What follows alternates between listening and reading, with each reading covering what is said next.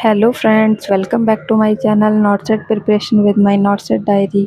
और आज हम आपको डाइजेस्टिव सिस्टम पार्ट 9 में आपको आज हम स्मॉल इंटेस्टाइन आपको कवर अप कराने वाले हैं। थोड़ा सा स्टमक का ब्लड सप्लाई और नर्व सप्लाई आपका रह गया था लास्ट वीडियो में, तो मैं आपको थोड़ा सा वो बताऊंगी, देन हम स्मॉल इंटेस्टाइन को कवर अप करेंगे। और ये बहुत ही इम्पोर्टेंट नोट्स हैं, आप बिल्कुल भी इसके साथ कॉम्प्रोमाइज़ मत कीजिए कि भाई कभी हमारे लिए ये अप्रोप्रिएट नहीं हो, ऐसा कुछ भी नहीं है। अगर आप ज़्यादा देखो, आपको मास्टरी तो करनी नहीं है ना नर्सिंग ऑफिसर में। मैं आपको उतना ही कंटेंट दूंगी जितना आपके एग्ज़ाम पॉइंट ऑफ व्यू से इम्पोर्टेंट है।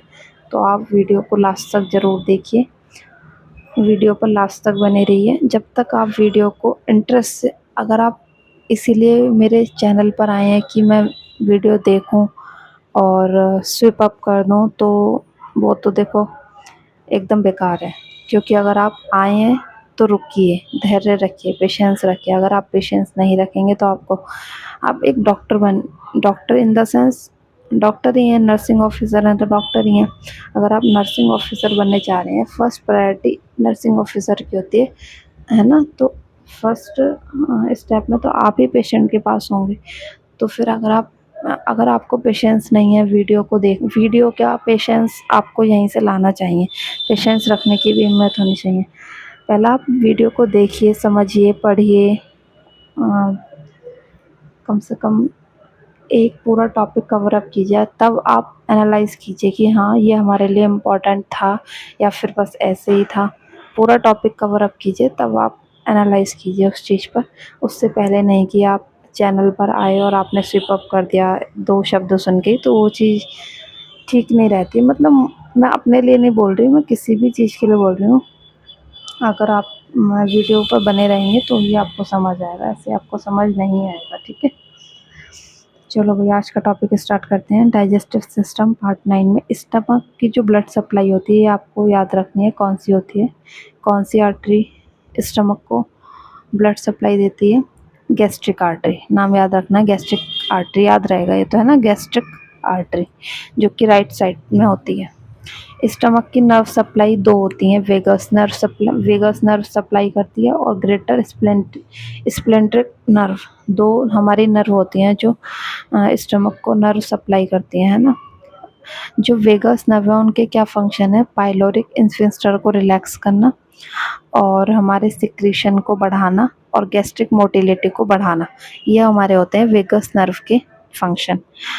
बैलेंस करके चलते हैं ना चीज़ों को। तो दो तरह से नर्व है, एक ग्रेटर स्प्लेंट्रिक नर्व होती है जो हमारे पाइलोरिक इन्फेस्टर को कॉन्स्ट्रिक्ट करती है, सिक्रीशन को डिक्रीज करती है और गैस्ट्रिक मोटिलिटी को भी डिक्रीज करती है। ठीक है, ये आपको याद रखना है एज इट इज़ कि वेगस नर्व सारी चीज़ों को बढ़ा रही है और लेकिन पाइलोरिक इन्फेस्टर को रिलैक्स कर रही है। ग्रेटर स्प्लेंट्रिक नर्व जो होती है हमारी पाइलोरिक इन्फेस्टर को कॉन्स्ट्रिक्ट कर रही है, सिक्रीशन को डिक्रीज कर रही है और गैस्ट्रिक मोटिलिटी को भी डिक्रीज कर रही है। ठीक है, ये थोड़ा सा स्टमक का पार्ट था। आज हम स्टार्ट करने वाले हैं स्मॉल इंटेस्टाइन। स्मॉल इंटेस्टाइन का जो साइज होता है वो कितना होता है? 6.7 मीटर। ये आपको याद रखना है, स्मॉल इंटेस्टाइन का साइज कितना होता है? 6.7 metre. Small intestine start from end of the pylorus end up to the ileocaecal joint at ileocaecal joint और जंक्शन।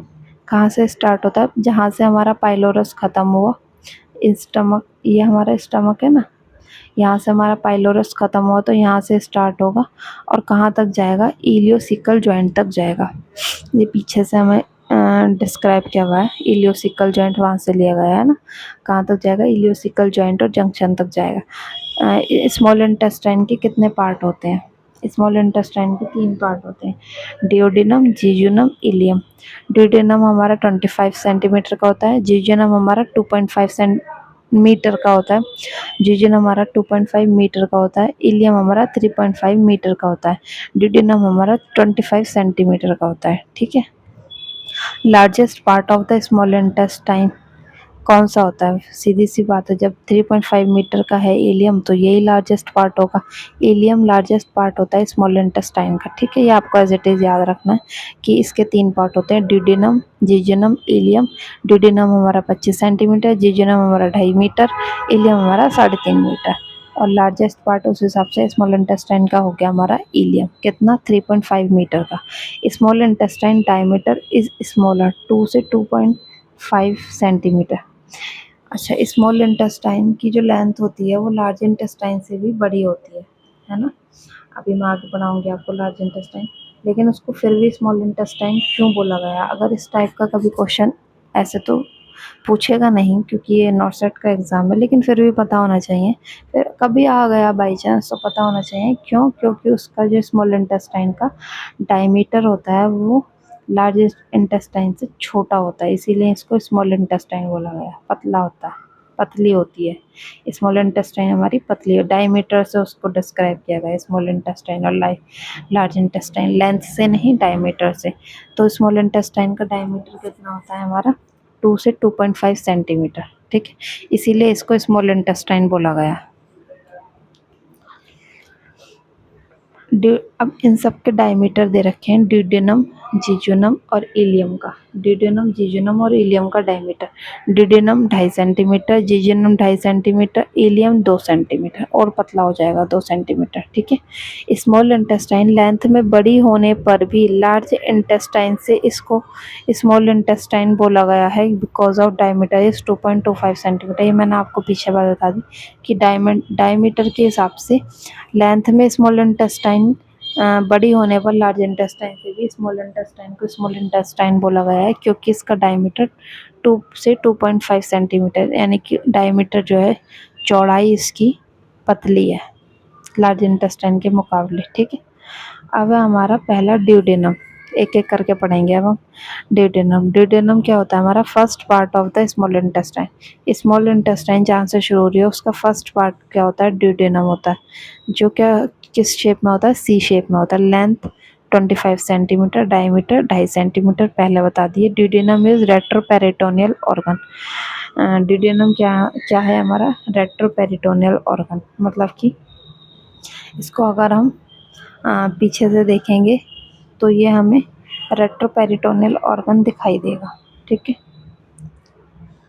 ड्यूडेनम के फर्स्ट पार्ट से posteriorly connect with common bile duct.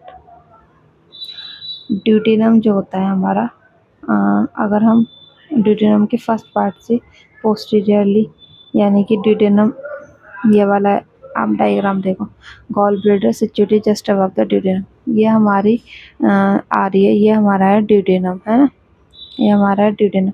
तो इसके पीछे से पोस्टीरियरली, ये जो पीछे से आ रही है common bile duct, posteriorly common bile duct कहाँ से आ रही है? पीछे से। कॉमन बाइल डक्ट कहाँ से आ रही है? Posteriorly connect with common bile, पीछे से तो ये जुड़ा हुआ है कॉमन बाइल डक्ट से। और इसके अबव ऊपर क्या आ रहा है हमारा? Gall bladder, gall bladder above the duodenum. Duodenum ये है हमारा सी शेप, ये सी शेप है हमारा ड्यूडेनम। इसके पीछे से तो हमारा आ रही है कॉमन बाइल डक्ट, और इसके ऊपर से आ रहा है, हम ऊपर रखे हैं हमारा गॉल ब्लैडर, लीवर है, अदर ऑर्गन्स रखें, ठीक है। सेल्स इन स्मॉल इंटेस्टाइन, ये सारी ही स्मॉल इंटेस्टाइन में कौन सी सेल पाई जाती हैं उनके नाम है, ये आपको याद रखने। तो कौन कौन सी सेल पाई जाती है? एंटेरोसाइट, जो ब्रश बॉर्डर और कॉलुमिनार सेल होती हैं, और ये एब्जॉर्प्शन का काम करती हैं, न्यूट्रिशंस का एब्जॉर्प्शन का काम करती हैं, न्यूट्रिएंट्स का। और इन्हें हम ब्रश बॉर्डर या कॉलुमिनार सेल भी कहते हैं। और ये माइक्रोविलाई होती है, छोटी छोटी माइक्रोविलाई होती है इन पर। दूसरी होती है हमारी म्यूकस सेल, जो लुब्रिकेंट यानी थोड़ा गीला बनाए रखती हैं। ऑल्सो कॉल्ड म्यूकस सेल को गोबलेट सेल भी कहते हैं।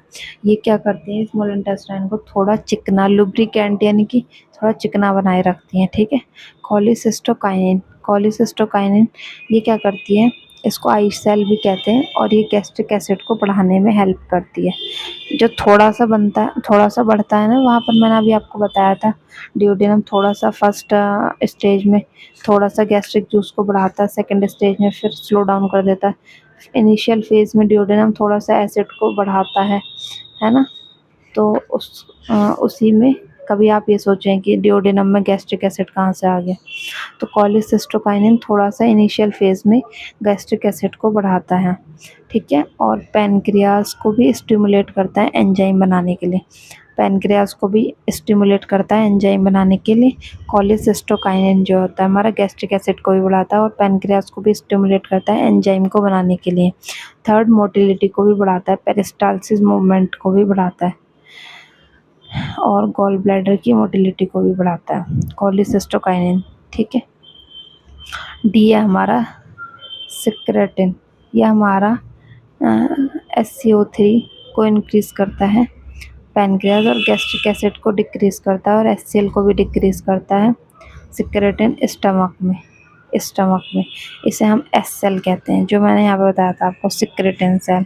बाद में हमारे जो सिक्रेटिन होता है, सिक्रेटिन ये हमारा HCl को कम कर देता है, हार्मोन है ना, और मोटिलिटी को भी डिक्रीज कर देता है। तो यही यहाँ पर कर रहा है कि गैस्ट्रिक एसिड को कम कर देगा और स्टमक में और मोटिलिटी को भी स्लो डाउन कर देता है सिक्रेटिन। ये सेल है, ये सारे सेल हैं हमारे, एंटेरोसाइट, म्यूकोसेल, सिस्टोकाइनिन, सिक्रेटिन, ठीक है।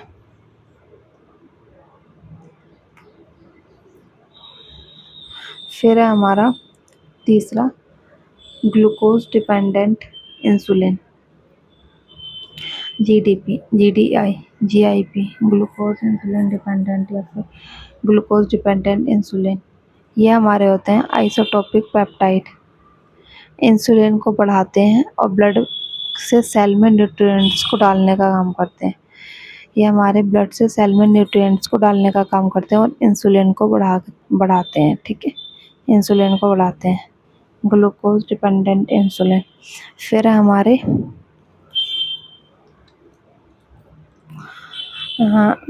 पेनिसिलिन, ये हमारे क्या होते हैं, एंटी माइक्रोबियल एक्शन, यानी कि बैक्टीरिया वगैरह को किल करने में हेल्प करते हैं। फिर हमारे ब्रूनर्स ग्लैंड, ये हमारे सब म्यूकोसा में पाई जाती है ड्यूडेनम की, जो हमारे SCO3 को बढ़ाते हैं और गैस्ट्रिक एसिड को कम करते हैं, नॉर्मलाइज करते हैं, नहीं तो पेप्टिक अल्सर बन जाएगा, मतलब पेप्टिक अल्सर होने से ये बचाते हैं। ब्रूनर्स ग्लैंड जो होती है हमारे गैस्ट्रिक एसिड को कम करती हैं, नॉर्मलाइज करके रखते हैं, इसी की पेप्टिक अल्सर वगैरह ना बन जाए, ठीक है। फिर हमारा एंजाइम इन ड्यूडेनम, कौन कौन से एंजाइम होते हैं, disaccharide enzyme, brush border enzyme, enterocyte को तोड़ेगी। कौन कौन से एंजाइम होते हैं, पहला है हमारा डाइसैक्राइड, डाइसैक्राइड क्या करते हैं, ब्रश बॉर्डर एंजाइम यानी एंटेरोसाइट को तोड़ेंगे, जैसे कि सुक्रोज से ग्लूकोज प्लस फ्रक्टोज बनेगा, तो डाइसैकेराइड एंजाइम जो होता है वो सुक्रोज से ग्लूकोज को फ्रक्टोज में तोड़ देंगे, माल्टोज को ग्लूकोज और ग्लूकोज में तोड़ देगी, लैक्टोज को डाइसैकेराइड एंजाइम गैलेक्टोज और ग्लूकोज में तोड़ देगी, ठीक है।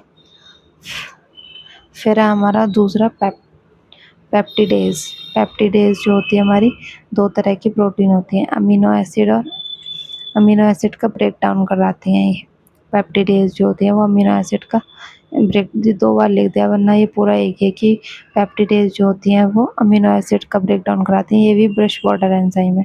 फिर है तीसरा एंटीरोकाइनेज, स्मॉल इंटेस्टाइन में पाया जाता है, पैनक्रियाज से ट्रिप्सिनोजन एंजाइम को एक्टिवेट करता है और ट्रिप्सिन में तोड़ता है, ट्रिप्सिन जो होता है वो प्रोटीन का ब्रेक डाउन करता है, ठीक है। पैनक्रियाज एंजाइम भी स्मॉल इंटेस्टाइन में आते हैं, ट्रिप्सिन प्रोटीन का ब्रेक डाउन करता है, एमाइलेज कार्ब्स का ब्रेक डाउन करता है, लाइपेज फैट का ब्रेक डाउन करता है। ये पैनक्रियाज का एंजाइम है, लेकिन ये भी स्मॉल इंटेस्टाइन में आते हैं। स्मॉल इंटेस्टाइन है, प्रोटीन कार्ब फैट सभी का डाइजेशन होता है, स्मॉल इंटेस्टाइन है, प्रोटीन कार्ब और फैट सभी का डाइजेशन होता है। स्मॉल इंटेस्टाइन में 80 से 90% एब्जॉर्प्शन हो जाता है, 80 से 90% एब्जॉर्प्शन जो होता है वो स्मॉल इंटेस्टाइन में होता है।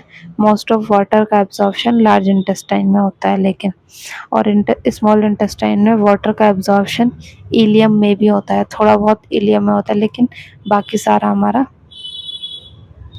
लार्ज इंटेस्टाइन में होता है। आयरन कैल्शियम ड्यूडेनल पार्ट में इसका एब्जॉर्प्शन होता है, कार्ब प्रोटीन फैट जीजिनम में, बाइल सॉल्ट का इलियम में। ये थोड़ा सा बताया है कि किसका कहाँ पर मतलब एब्जॉर्प्शन हो रहा है। ठीक है, आयरन और कैल्शियम का ड्यूडेनल पार्ट में, स्मॉल इंटेस्टाइन के भी किस पार्ट में अगर पूछने लगे तो स्मॉल इंटेस्टाइन के भी ड्यूडेनल पार्ट में होता है। कार्ब, प्रोटीन और फैट का जीजोरम में, बाइल और सॉल्ट का इलियम वाले फेज में एब्जॉर्प्शन होता है। पार्ट 8 में हमारा, ये मैंने आपको पार्ट 9 में, हमारे डाइजेस्टिव सिस्टम के पार्ट 9 में मैं आपको स्मॉल इंटेस्टाइन कवर अप कराया है, उसके पार्ट बताए हैं, उसके फंक्शन बताए हैं, डायमीटर बताया है, लेंथ बताई है, ड्यूडेनम को बताया है, बाकी जो इलियम जीजोनम बाकी सारे सेल एंजाइम सभी के, ये पूरे स्मॉल इंटेस्टाइन के सेल एंजाइम हार्मोन सभी के लिए हैं, ऐसा नहीं कि ड्यूडेनम वाले पार्ट के लिए। ये जितना मैंने पढ़ाया वो सभी के लिए, सब पूरे स्मॉल इंटेस्टाइन के लिए है। ठीक है, नेक्स्ट वीडियो में हम कवर अप करेंगे लार्ज इंटेस्टाइन को, और वो हमारा होगा पार्ट 10। पार्ट 10 में हमारा जो लार्ज इंटेस्टाइन कंप्लीट हो जाएगा, और डाइजेस्टिव सिस्टम की एनाटॉमी एंड फिजियोलॉजी आज कंप्लीट हो जाएगी। उसके बाद मैं आपको डिजीज़ स्टार्ट कराऊंगी डाइजेस्टिव सिस्टम की। Okay, bye bye, take care. और वीडियो पसंद आई हो या फिर आपके किसी भी टॉपिक में हेल्प मिली हो मेरे नोट्स से, तो आप वीडियो को लाइक, शेयर और सब्सक्राइब जरूर कीजिए। Thank you, bye bye, take care, all the best for NORCET 10।